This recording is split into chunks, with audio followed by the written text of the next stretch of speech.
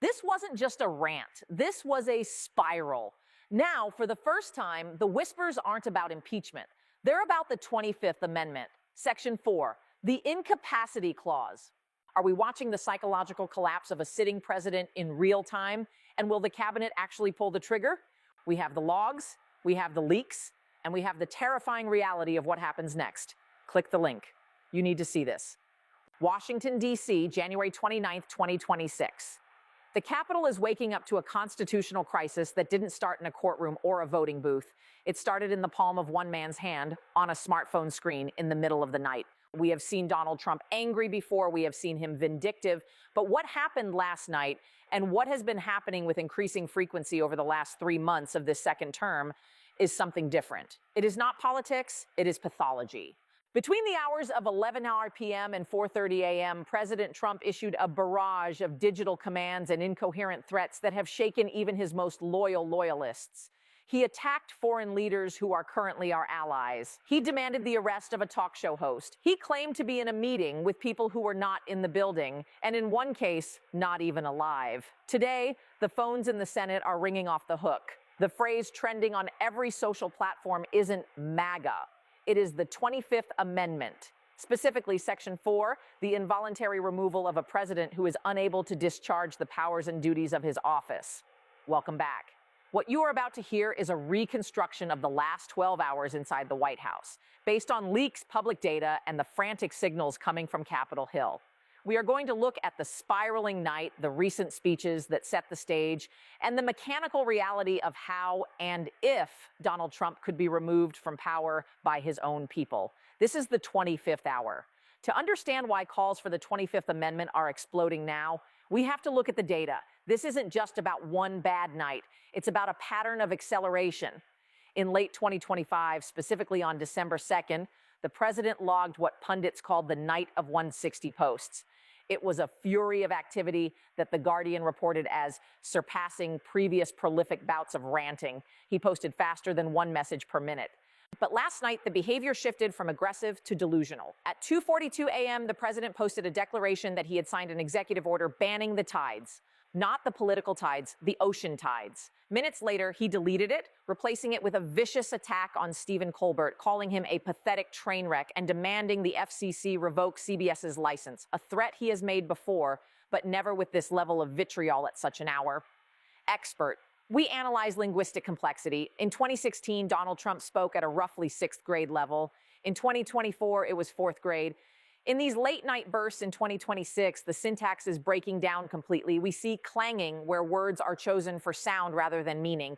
We see persecution delusions. This isn't strategy, it's decompensation. The warning signs have been public. In late 2025, during an address to 800 top military leaders in Virginia, the president deviated from the teleprompter to warn of an invasion from within. He suggested that American cities should be used as training grounds for war. Illinois Governor J.B. Pritzker called the speech, frankly, inane, and stated, "I'm concerned for his health." This was the first time a major state governor publicly pivoted from calling the president wrong to calling him unwell. And then the UN General Assembly, a speech where the president claimed to have ended 7 wars that do not exist, and rambled about the 2025 Nobel Peace Prize going to Venezuela's Maria Corina Machado, claiming he was the one who actually won it. The diplomats didn't boo. They sat in stunned silence. So, what triggered last night's spiral? Sources indicate a convergence of 3 high-pressure events that cracked the president's composure. Factor 1, the economy. Despite promises, the tariffs implemented in early 2025 have caused a recession in the manufacturing sector. Factor 2, the betrayal. Leaks suggest that key allies, possibly even within the cabinet, have been quietly meeting with Vice President J.D. Vance. Factor 3, the media. A coordinated late-night segment by late-night hosts mocking his mental glitch at a recent rally where he froze for 30 seconds. At 11:30 p.m., the president reportedly threw his secure phone against the wall of the yellow Oval Room.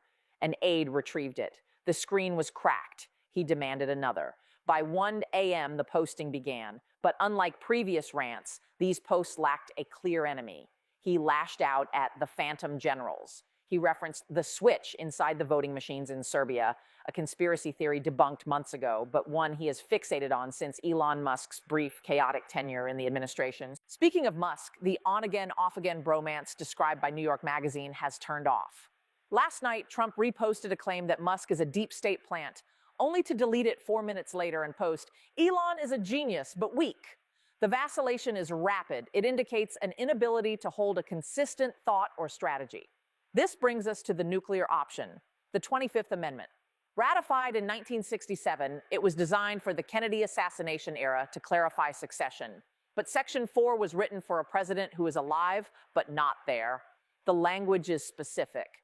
It requires the Vice President, J.D. Vance, and a majority of the cabinet to send a written declaration to the Speaker of the House and the President pro tempore of the Senate. J.D. Vance is the linchpin. Without him, the cabinet is powerless. And this is where the political drama becomes a Shakespearean tragedy. Vance is 41 years old. He is the future of the MAGA movement. If he strikes the king, he must kill the king. If he invokes the 25th and fails, his career is over. Who would stand with him? The Secretary of State? Likely, given the diplomatic disasters at the UN. The Secretary of Defense? Almost certainly. The military is reportedly rattled by the invasion from within rhetoric and the suggestion of using troops in American cities. But the loyalists, the ones appointed specifically for their fealty, that is the math problem keeping Washington awake tonight. Scholar. Section 4 has never been used. It is the break glass in case of emergency box. But it's not a permanent removal immediately. If Vance and the cabinet sign the letter, Trump is stripped of power instantly. Vance becomes acting president, but Trump can send a letter saying, "I am fine." Then he gets his power back unless Vance and the cabinet send another letter within 4 days. Then Congress has to vote, and they need a 2/3 majority to keep him out. That is a higher bar than impeachment. Let's dive deep into the room where it happens. Reports from The Guardian and CBS News over the last year have hinted at quiet conversations regarding the president's fitness, but last night's spiral has turned quiet conversations into urgent conference calls. The cabinet is divided into 3 factions. Faction 1, the true believers. These are the appointees who believe Trump is fighting a spiritual war. They view his late-night spirals as stamina or 4D chess. They will never sign. Faction 2, the institutionalists. These are the people terrified of an accidental war.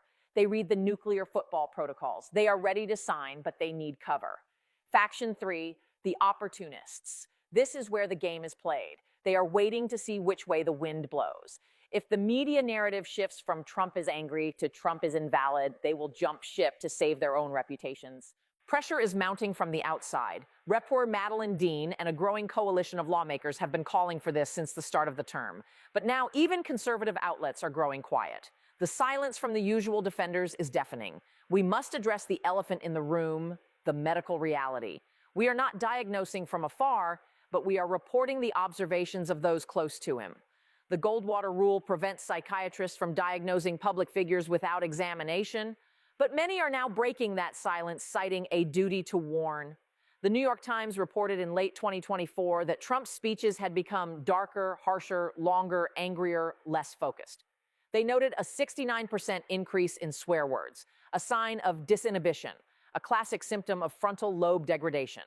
The Atlantic noted striking patterns commonly seen among people in cognitive decline. Look at the physicality. In 2016, the movements were sharp, aggressive. Today, there is a drift, a meandering quality.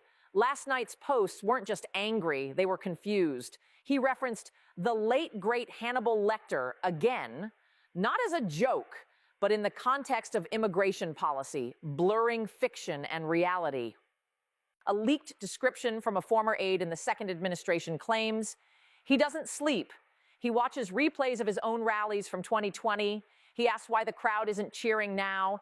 He thinks the TV is live when it's a recording. If this is true, the President of the United States is living in a time loop. Why does this matter right now? Because the world is watching. Intelligence reports suggest that adversaries, China, Russia, Iran, are monitoring the president's sleep cycle. They know when he is posting. They know when he is spiraling. The nightmare scenario isn't a tweet. It's an order. If the president, in a fit of delusion at 3 a.m., orders a strike because he believes he is being invaded from within, the military chain of command faces a crisis. Do they disobey a lawful order, or do they execute the will of a man who is mentally compromised? This is why the 25th Amendment exists. It is the safety valve. But it is a valve that requires human courage to turn. If Vance pulls the trigger, the Republican Party fractures. The MAGA base will see it as the ultimate betrayal, the deep state coup they have been warned about, executed by their own vice president. Civil unrest is a near certainty. The calls for protests are already circulating on encrypted apps. But if they don't act and the president's condition worsens, we risk a catastrophic error, a market crash, a war, a complete collapse of the executive branch. The GOP is trapped. They are riding a tiger, and the tiger has gone mad. The sun has risen over Washington. The posting spree has stopped for now. The president is likely sleeping, but the country is wide awake. We are in uncharted territory. We have had sick presidents before. Wilson had a stroke. FDR was dying. Reagan had early Alzheimer's. But we have never had a president whose decline was broadcast in real time, post by post, to billions of people. The 25th Amendment is no longer a theory. It is a draft letter sitting on a desk in the Eisenhower Executive Office building. The only question left is, who has the pen? This story is developing by the minute. If the cabinet moves, we will know within hours. If they don't, we brace for the next night and the next. Donald Trump's longest night might just be the beginning of America's longest month. To truly grasp the gravity of this moment, we must look back. The 25th Amendment was not a weapon, it was a shield. Following the death of JFK, Congress realized the terrifying ambiguity of a president who survives but cannot govern. Senator Birch Bayh, the father of the amendment, envisioned a coma or a stroke. He did not envision a social media meltdown. He did not envision a president who could stand at a podium and speak for 2 hours, yet make no sense. This is the gray zone of the 25th Amendment. The night of 160 posts is our modern equivalent of a stroke. It is a cognitive seizure. Let's look closely at the content of those posts. Deep dive into specific posts. The Mark Kelly attack. Trump attacked Senator Mark Kelly for reminding troops they can disobey unlawful orders. Trump wrote, Mark Kelly and the group of unpatriotic politicians were wrong. This signals a dangerous obsession with absolute control over the military, a theme echoed in his Virginia speech. The Serbian conspiracy. Reposting the claim about Serbian IP addresses changing votes. This is a regression to 2020 grievances, ignoring the reality of the 2024 victory. It shows an inability to accept the present. The Nobel Prize delusion. His claim at the UN that he won the Nobel Peace Prize, which went to Maria Corina Machado, suggests a disconnect from shared reality. This is not spin. It is confabulation, the brain filling in gaps with desired truths. And what of the vice president? J.D. Vance has been careful. His public statements are loyal, but his private movements, we know he has met with constitutional scholars. We know he has met with donors who are concerned. There is a theory mentioned by the International Bar Association that if Trump became enough of a liability, Vance would lead a bloodless coup. Is this that moment? The 25th Amendment requires a declaration. It does not require a medical diagnosis. It is a political judgment of capacity. If the cabinet decides the president's behavior, the sleeplessness, the paranoia, the erratic decision-making threatens the nation, that is enough. But the counter-argument is fierce. Trump's defenders argue that the 25th Amendment is a tool for the deep state to override the will of the voters. 75 million people voted for him. Can 15 unelected cabinet members undo that? This is the tension that threatens to tear the country apart. History is watching. If the 25th Amendment is invoked, it sets a precedent for every future presidency. If it is not invoked and disaster strikes, history will ask why those with the power to stop it stood by and watched the spiral. The lights are burning in the White House. The world is holding its breath.